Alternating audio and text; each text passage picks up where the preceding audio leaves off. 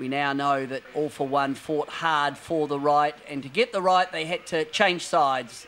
All For One coming in from port, extending over 2 circles, really controlling the right, and John Cutler there would know from his local knowledge. Split tack start with All For One heading off on the right, Aleph heading off on the left, and it was the first cross that is crucial. Up the first windward beg, long on port, then we come across, and there's that little bounce and the slam dunk by All For One on Aleph. Aleph back to the left, All For One getting the right.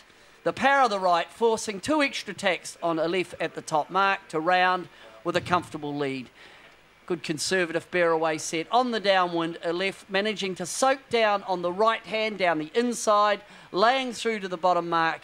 There had been a left hand shift, both boats laying through. All For One pretty well in the middle of the bottom mark gate, but with that left hand shift they took the left hand marker, they extend off the mark, tack in phase up to windward. Aleph coming round the leeward hand marker or the right hand marker, but they were well back. Aleph really not in a very strong position. All For One very strong, very powerful, up the second windward beat, extending their lead out to a very, very comfortable, I think it was over a minute from at mark 3, 1 minute and 7 seconds.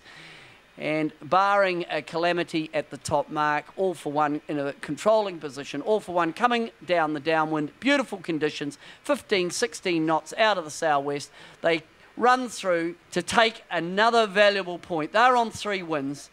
Aleph coming through, remember they had that deduction of a point, so now they do not have any points in the Louis Vuitton Trophy Regatta here in Auckland.